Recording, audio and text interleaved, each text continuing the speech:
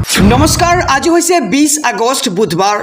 এই মুহূৰ্তত সমগ্ৰ ৰাজ্যবাসীৰ বাবে আহি পৰিছে আজি সন্ধিয়াৰ বহুকেইটা ডাঙৰ খবৰ। এই মুহূৰ্তত জনাইছো আজিৰ প্ৰথমটো খবৰে সমগ্ৰ দেশবাসীৰ বাবে এটি ডাঙৰ খবৰ, বিগ ব্ৰেকিং নিউজ। ছেকেণ্ডত প্ৰধানমন্ত্ৰী, কেন্দ্ৰীয় মন্ত্ৰী, মুখ্যমন্ত্ৰীয়ে হেৰুৱাব নিজৰ গাদী। আহি আছে কঠোৰ আইন। এই মুহূৰ্তৰ খবৰ জনাইছো, অপৰাধ কৰিলেই গাদী হেৰুৱাব প্ৰধানমন্ত্ৰী, কেন্দ্ৰীয় মন্ত্ৰী আৰু মুখ্যমন্ত্ৰীয়ে। অপৰাধৰ গোচৰত জেললৈ গ'লেই মন্ত্ৰিত্বৰ পদত থাকিব নোৱাৰিব আৰু 30 দিন জেলত থকা মুখ্যমন্ত্ৰী, কেন্দ্ৰীয় মন্ত্ৰীয়ে হেৰুৱাব নিজৰ গাদী আৰু অপৰাধ কৰি জেলত থকা মন্ত্ৰীয়ে পদত্যাগ নকৰিলেও হেৰুৱাব নিজৰ গাদীখন। প্ৰধানমন্ত্ৰী, ৰাষ্ট্ৰপতিয়ে নিৰ্দেশ দিলে গাদী হেৰুৱাব লাগিব আৰু লোকসভাত উত্থাপন হ'ব সংবিধানৰ 130 সংখ্যক সংশোধনী বিধেয়ক 2025। ইয়াৰ লগতে জম্মু কাশ্মীৰ পুনৰ্গঠন সংশোধনী বিধেয়ক 2025, লগতে কেন্দ্ৰীয় শাসিত অঞ্চল সংশোধনী বিধেয়ক 2025 উত্থাপন কৰা হ'ব সদনত। আৰু এই তিনিখনকৈ বিধেয়ক আজি লোকসভাত উত্থাপন কৰিব কেন্দ্ৰীয় চৰকাৰে। দেশজুৰি নতুন 3খনকৈ বিলৰ বিৰোধিতা কৰিছে বিৰোধী দল সংগঠনৰ। আৰু অপৰাধ কৰিলে গাদী হেৰুৱাব প্ৰধানমন্ত্ৰী, কেন্দ্ৰীয় মন্ত্ৰী আৰু মুখ্যমন্ত্ৰীয়ে। অপৰাধৰ গোচৰত জেললৈ গ'লেই মন্ত্ৰিত্বৰ পদত থাকিব নোৱাৰিব মন্ত্ৰীগৰাকী। মুহূৰ্তৰ খবৰ জনাই গৈছোঁ, 30 দিন জেলত থকা মুখ্যমন্ত্ৰী, কেন্দ্ৰীয় মন্ত্ৰীয়ে হেৰুৱাব নিজৰ গাদী আৰু অপৰাধ কৰি জেলত থকা মন্ত্ৰীয়ে পদত্যাগ নকৰিলেও হেৰুৱাব নিজৰ গাদী। এই মুহূৰ্তত জনাইছোঁ আজিৰ 2 নম্বৰ খবৰটো, বিগ ব্ৰেকিং নিউজ, ডাঙৰ খবৰ। দিল্লীৰ মুখ্যমন্ত্ৰী ৰেখা গুপ্তাক আক্ৰমণ, ৰাজহুৱা জনশুনানিত স্বৰ সোধালে এজন যুৱকে। এই মুহূৰ্তৰ খবৰ জনাইছোঁ, দিল্লীৰ মুখ্যমন্ত্ৰী ৰেখা গুপ্তাক আক্ৰমণ কৰা হৈছে। মুখ্যমন্ত্ৰী আৱাসত সাপ্তাহিক জনশুনানিৰ সময়ত এই ঘটনা সংঘটিত হৈছে। এজন যুৱকে জনশুনানিত লৈ আহিছিল নিজৰ অভিযোগ আৰু জনসভাৰ মাজতেই প্ৰচণ্ড স্বৰ মুখ্যমন্ত্ৰী ৰেখা গুপ্তাক। লগে লগে আৰক্ষীয়ে গ্ৰেপ্তাৰ কৰে যুৱকজনক আৰু অভিযুক্তৰ নাম হৈছে ৰাজেশ ভাই হিমজি চকৰীয়া। আৰু ঘটনাৰ পাছতে সষ্টম হৈ পৰিছে দিল্লীৰ গৃহ বিভাগ। অভিযোগৰ আলম লৈ মুখ্যমন্ত্ৰীৰ কাষলৈ গৈছিল ব্যক্তিজন আৰু ৰেখা গুপ্তাৰ হাতত তুলি দিছিল কিছুমান নথি। তাৰ পাছত আৰম্ভ কৰিছিল চিঞৰিবলৈ আৰু লগে লগে চৰিয়াই ৰেখা গুপ্তাক। আৰু এই ঘটনাৰ পাছতেই জাঙুৰ খাই উঠিছে বিজেপি। দিল্লীৰ মুখ্যমন্ত্ৰী ৰেখা গুপ্তাক আক্ৰমণ কৰা হৈছে। মুখ্যমন্ত্ৰী আৱাসত সাপ্তাহিক জনশুনানিৰ সময়ত এই ঘটনা সংঘটিত হৈছে। ৰাজ্যবাসীৰ বাবে এটি ডাঙৰ খবৰ, বিগ ব্ৰেকিং নিউজ। মিয়া শ্ৰমিকক গৰ্জন কৰি বিপদত জাতীয় দল সংগঠনৰ। শিৱসাগৰত আটক 5 নেতা। আজি সতীৰ্থৰ মুকলিৰ বাবে দল সংগঠনৰ আন্দোলন। যিহেতু কাইলৈৰ দিনটোত শিৱসাগৰত মিয়া শ্ৰমিকক বাছেৰে উভতাই পঠিয়াই দিয়া হৈছিল আৰু 27জন মিয়া শ্ৰমিকক ধমক দিছিল বীৰ লাচিত সেনাৰ লগতে কেইবাটাও দল সংগঠনে। আৰু ইয়াৰ পিছতেই সৃষ্টি হৈছে বিভিন্ন প্ৰতিক্ৰিয়াৰ। শিৱসাগৰত মিয়া শ্ৰমিকক গৰ্জন দি আটক বীৰ লাচিত সেনাৰ সদস্য। 5জনকৈ বীৰ লাচিত সেনা আৰু জাতীয় সংগ্ৰামী সেনাৰ সদস্যক আটক কৰে আৰক্ষীয়ে। শিৱসাগৰ আৰক্ষীয়ে আটক কৰিছে 5জন সদস্যক আৰু আৰক্ষীয়ে আটক কৰাৰ পিছতেই চিতু বৰুৱাৰ প্ৰত্যুত্তৰ দেখিবলৈ পোৱা গৈছে। শিৱসাগৰ প্ৰশাসনে সন্দেহজনক নাগৰিকৰ বিৰুদ্ধে অভিযান চলাব লাগিছিল, কিন্তু তাৰ বিপৰীতে 5জন সদস্যকহে আটক কৰিলে। আটক কৰা সদস্যক শীঘ্ৰে মুকলি কৰি দিয়াৰ দাবী এইবাৰ চিতু বৰুৱাৰ। আজি সতীৰ্থৰ মুকলিৰ বাবে দল সংগঠনৰ আন্দোলন। আৰু শিৱসাগৰত মিয়া শ্ৰমিকক গৰ্জন দি আটক বীৰ লাচিত সেনাৰ সদস্য। 5জনকৈ বীৰ লাচিত সেনা আৰু জাতীয় সংগ্ৰামী সেনাৰ সদস্যক আটক কৰে শিৱসাগৰ আৰক্ষীয়ে। আৰু শিৱসাগৰ আৰক্ষীয়ে আটক কৰিছে 5জন সদস্যক। আৰক্ষীয়ে আটক কৰাৰ পিছতেই চিতু বৰুৱাৰ প্ৰত্যুত্তৰ আহি পৰিছে। আহিছোঁ পৰৱৰ্তী খবৰৰ মাজলৈ। আজি উজনিৰ ঐতিহাসিক ভুৱা পুখুৰী বেদখলমুক্ত কৰিবলৈ চলিল প্ৰশাসনৰ বুলডোজাৰ আৰু উচ্ছেদৰ মাজতেই চিঞৰি চিঞৰি কান্দিছে বেদখলকাৰীয়ে। বেদখলকাৰীয়ে কৈছে যে বহুত আবেদন কৰিলোঁ, বসুন্ধৰাতো আবেদন কৰিলোঁ, কিন্তু নাপালোঁ মাটিৰ পট্টা। এই মুহূৰ্তৰ খবৰ জনাইছোঁ, বহুত আবেদন কৰিলোঁ আৰু বসুন্ধৰাতো আবেদন কৰিলোঁ। উজনিৰ ঐতিহাসিক ভুৱা পুখুৰী বেদখলমুক্ত কৰিবলৈ চলিল প্ৰশাসনৰ বুলডোজাৰ আৰু উচ্ছেদৰ মাজতে চিঞৰি চিঞৰি কান্দিছে বেদখলকাৰীয়ে। পুৱাৰ পৰাই ঐতিহাসিক ভুৱা পুখুৰী চৰাইদেউ প্ৰশাসনৰ উচ্ছেদ অভিযান আৰু শিৱসাগৰ জিলাৰ মথুৰাপুৰ আৰু মাজগাঁৱৰ ধোদৰ আলিৰ কাষতে চলিছে উচ্ছেদ আৰু বুলডোজাৰ লৈ প্ৰশাসনে পুৱাৰ পৰাই চলাইছে উচ্ছেদ।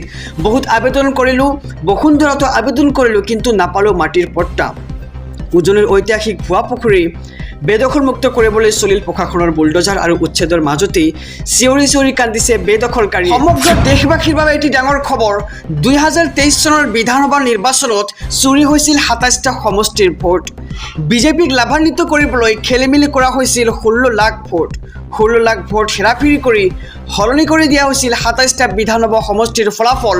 দেশৰ ৰাজনীতিত তলপাৰ লগোৱা এক চাঞ্চল্যকৰ অভিযোগ উত্থাপন কৰিছে এতিয়া কংগ্ৰেছে। 2023 চনত মধ্যপ্ৰদেশৰ বিধানসভা নিৰ্বাচনত ভোটাৰ তালিকাৰ ব্যাপক বিসংগতিৰ অভিযোগ কৰিলে কংগ্ৰেছে আৰু মঙলবাৰে সংবাদমেলত এই অভিযোগ কৰিলে মধ্যপ্ৰদেশ কংগ্ৰেছৰ বিধায়ক তথা বিৰোধী দলৰ দলপতি উমাং সিংঘাৰে। আৰু 2023 চনৰ 5 ফেব্ৰুৱাৰীৰ পৰা 5 জানুৱাৰীৰ পৰা 2 আগষ্টৰ ভিতৰত মধ্যপ্ৰদেশত ভোটাৰৰ সংখ্যা বৃদ্ধি পাইছিল 4,64,000। বিপৰীতে একেটা বৰ্ষতে 2 আগষ্টৰ পৰা 4 অক্টোবৰৰ ভিতৰত ৰাজ্যখনত ভোটাৰৰ সংখ্যা বৃদ্ধি পাইছিল 16,05,000। অৰ্থাৎ 2 আগষ্টৰ পৰা 4 অক্টোবৰৰ ভিতৰত ৰাজ্যখনত প্ৰতিদিনে ভোটাৰৰ সংখ্যা বৃদ্ধি পাইছিল 26,000। আৰু 2023 চনত মধ্যপ্ৰদেশৰ বিধানসভা নিৰ্বাচনত অস্বাভাৱিক হাৰত ভোটাৰ বৃদ্ধি হোৱা 27টা সমষ্টিত অতি কম ভোটৰ ব্যৱধানত পৰাস্ত হৈছিল কংগ্ৰেছ প্ৰাৰ্থী। আৰু সংবাদমেলত এই তথ্য প্ৰকাশ কৰি নিৰ্বাচন আয়োগৰ বিৰুদ্ধে ভোট চুৰিৰ অভিযোগ তুলিলে কংগ্ৰেছৰ বিধায়কগৰাকীয়ে। নিৰ্বাচন আয়োগৰ বিৰুদ্ধে ভোট চুৰিৰ প্ৰসংগত মধ্যপ্ৰদেশৰ কথাও উল্লেখ কৰিছিল ৰাহুল গান্ধীয়ে। আৰু উল্লেখযোগ্য যে 2023 চনত অনুষ্ঠিত মধ্যপ্ৰদেশৰ বিধানসভা নিৰ্বাচনত 66টা আসনতে সীমাবদ্ধ আছিল কংগ্ৰেছ। আৰু বিপৰীতে ৰাজ্যখনৰ মুঠ 230খন আসনৰ ভিতৰত 165খন আসন দখল কৰি চৰকাৰ গঠন কৰিছিল বিজেপিয়ে। আৰু 2023 চনৰ বিধানসভা নিৰ্বাচনত চুৰি হৈছিল 27টা সমষ্টিৰ ভোট। জনাইছোঁ খবৰ, ডাঙৰ খবৰ। বিজেপিক লাভান্বিত কৰিবলৈ খেলিমেলি কৰা হৈছিল 16 লাখ ভোটৰ। আহিছোঁ পৰৱৰ্তী খবৰৰ মাজলৈ। ৰাজ্যবাসীৰ বাবে আৰু এটি ডাঙৰ খবৰ।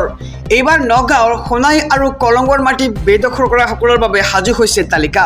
19,000 বিঘা ভূমিত চলিব প্ৰশাসনৰ বুলডোজাৰ। সোণাই আৰু কলঙৰ মাটি বেদখল কৰা সকলৰ বাবে সাজু হৈছে তালিকা। এইবাৰ 19,809 বিঘা ভূমিত চলিব প্ৰশাসনৰ বুলডোজাৰ। নগাঁৱত সৰ্ববৃহৎ উচ্ছেদ অভিযানৰ বাবে সাজু হৈছে জিলা প্ৰশাসন। জিলা প্ৰশাসনে জাৰি কৰিছে উচ্ছেদৰ জাননী। অবৈধ বেদখলকাৰীৰ বিৰুদ্ধে লোৱা হ'ব কঠোৰতকৈ কঠোৰ ব্যৱস্থা। আৰু মৰিকলঙৰ পাৰে পাৰে চৰকাৰী ভূমিত অট্টালিকা নিৰ্মাণ কৰা সকলো সাৱধান। সোণাই নদী আৰু কলং ভেটি ঘৰ বনোৱা সকলৰ বিৰুদ্ধে হ'ব ব্যৱস্থা। আৰু জিলা আয়ুক্তই বিষয়টোক লৈ কৰিছিলে ডাঙৰ মন্তব্য। আৰু সোণাই নৈ আৰু কলঙৰ মাটি বেদখল কৰা সকলৰ বাবে সাজু কৰিছে তালিকা। এইবাৰ 19,809 বিঘা ভূমিত চলিব প্ৰশাসনৰ বুলডোজাৰ। নগাঁৱত হ'ব সৰ্ববৃহৎ উচ্ছেদ অভিযান, যাৰ বাবে জিলা প্ৰশাসনে সাজু কৰিছে সম্পূৰ্ণ তালিকা। জিলা প্ৰশাসনে জাৰি কৰিছে উচ্ছেদৰ জাননী। ৰাজ্যৰ লগতে সমূহ দেশবাসীৰ বাবে এটা ডাঙৰ খবৰ, বিগ ব্ৰেকিং নিউজ। এইবাৰ ৰাজ্যৰ মুখ্যমন্ত্ৰী ডক্টৰ হিমন্ত বিশ্ব শৰ্মাই ৰাহুল গান্ধীক লৈ কৰিছে কেতবোৰ বিস্ফোৰক মন্তব্য। মুখ্যমন্ত্ৰীগৰাকীয়ে কৈছে যে আদৰ্শ ব্যক্তিত্ব নথকাসকল ওচৰ চাপে গান্ধী পৰিয়ালৰ। মই মোৰ ভুল বুজি ওলাই আহিলোঁ কংগ্ৰেছৰ পৰা। এই মন্তব্য আগবঢ়াইছে ৰাজ্যৰ মুখ্যমন্ত্ৰীগৰাকীয়ে। মুহূৰ্তৰ খবৰ জনাইছোঁ SB অসম মিডিয়াৰ সমূহ দৰ্শকক। ৰাহুল গান্ধীয়ে সমগ্ৰ দেশজুৰি গণ্ডগোল লগোৱাৰ চেষ্টা কৰিছে। কেতিয়াবা জাতিৰ নামত আৰু কেতিয়াবা ভোটৰ নামত গণ্ডগোল লগাব বিচাৰিছে ৰাহুল গান্ধীয়ে।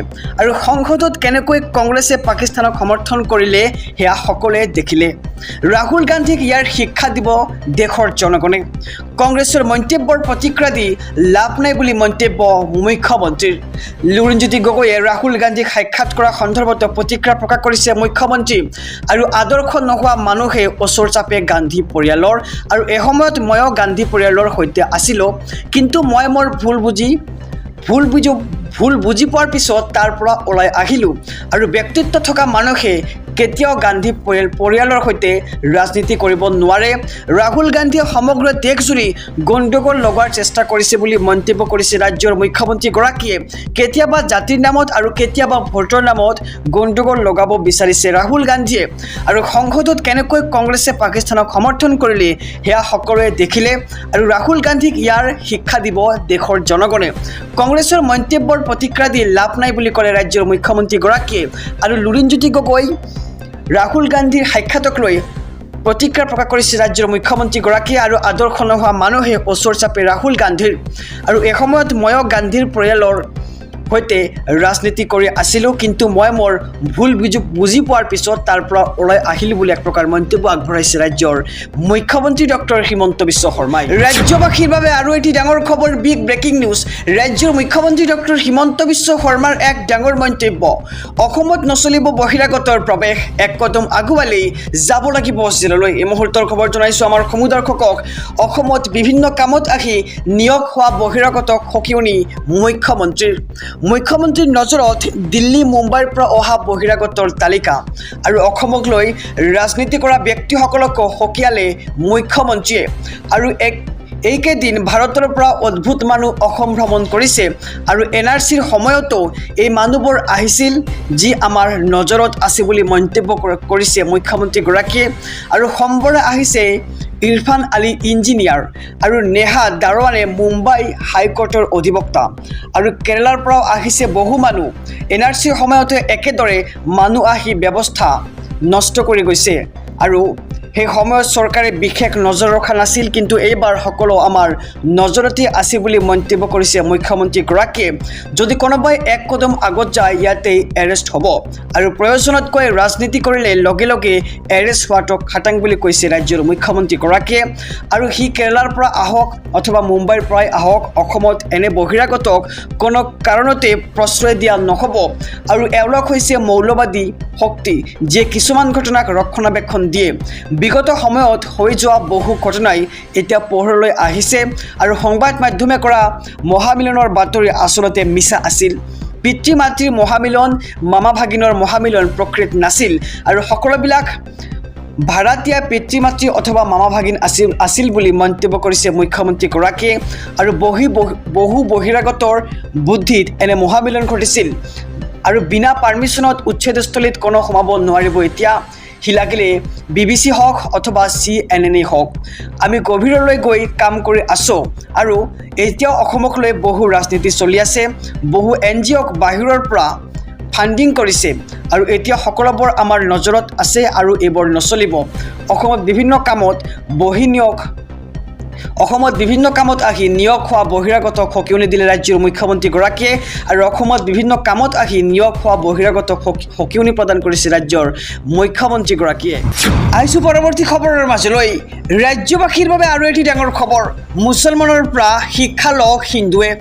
মুছলমানৰ জাকাত প্ৰথাক প্ৰসংগা এইবাৰ ৰামদেৱৰ। এই মুহূৰ্তৰ খবৰ জনাইছোঁ, মুছলমানৰ পৰা শিক্ষা ল'বলৈ আছে হিন্দুৱে। মুছলমানৰ দান সেৱা পৰম্পৰাক প্ৰসংগাৰে উপচাই পেলালে এইবাৰ বাবা ৰামদেৱে। মুছলমানৰ বিশেষ জাকাত প্ৰথাক উচ্চ প্ৰশংসা কৰি মন্তব্য ৰামদেৱৰ।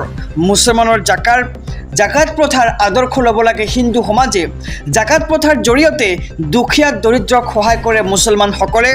দান সেৱা কৰিবলৈ ত্যাগ কৰাৰ বাবেই বহু ক্ষেত্ৰত পিছ পৰিছে হিন্দু লোকসকল আৰু দান কৰিলেহে পুণ্য আৰু সমাজ শক্তিশালী হয়। মুছলমানৰ দান সেৱা পৰম্পৰাক এইবাৰ প্ৰশংসাৰে উপচাই পেলালে বাবা ৰামদেৱে আৰু মুছলমানৰ পৰা বহু শিক্ষা ল'বলৈ আছে বুলিও মন্তব্য কৰে বাবা ৰামদেৱে।